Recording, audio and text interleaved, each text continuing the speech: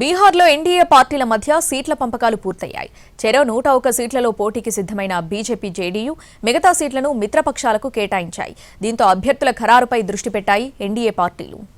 బీహార్ అసెంబ్లీలో అధికార ఎన్డీఏ కూటమి పార్టీల మధ్య సీట్ల సర్దుబాటు ఖరారైంది. బీజేపీ, జేడీయూలు చెరో 101 స్థానాల్లో పోటీ చేయనున్నాయి. కేంద్ర మంత్రి చిరాగ్ పాస్వాన్ నేతృత్వంలోని లోక్ జనశక్తి పార్టీ 29 స్థానాల్లో బరిలో దిగనుంది. ఇక కేంద్ర మంత్రి జితన్ రామ్ మాంఝీకి చెందిన హిందుస్థానీ అవాం మోర్చా, కేంద్ర మాజీ మంత్రి ఉపేంద్ర కుష్వాహా సారథ్యంలోని రాష్ట్రీయ లోక్ మోర్చాకు 6 చొప్పున సీట్లు కేటాయించారు. ఎన్డీఏ పక్షాలు ఈ సర్దుబాటును స్వాగతించాయని ట్వీట్ చేశారు కేంద్ర మంత్రి ధర్మేంద్ర ప్రధాన్. బీహార్లో మొత్తం 243 అసెంబ్లీ స్థానాలున్నాయి.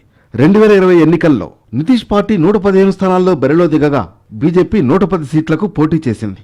గత అసెంబ్లీ ఎన్నికల్లో ఒంటరిగాని 22 సీట్లలో పోటీ చేసిన ఎల్జేపీ ఈసారి అదనంగా మరో 7 స్థానాల్లో అదృష్టాన్ని పరీక్షించుకోనుంది. మరోవైపు ప్రతిపక్ష ఇండియా కూటమిలో సీట్ల సర్దుబాటుపై ఇంకా చర్చలు కొనసాగుతున్నాయి. ఆర్జేడీ 135 నుంచి 140 స్థానాల్లో పోటీ చేయాలని భావిస్తున్నట్లు సమాచారం. కాంగ్రెస్ 70 సీట్లు అడుగుతుండగా 50 నుంచి 52 వరకు ఇస్తామంటోంది. మరోవైపు ఢిల్లీలో బీజేపీ కేంద్ర ఎన్నికల కమిటీ సమావేశమైంది.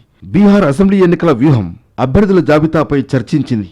8 రాష్ట్రాల్లో జరిగే అసెంబ్లీ బై ఎలక్షన్స్ లో బీజేపీ అభ్యర్థుల ఎంపికపైన సమాలోచనలు చేసింది.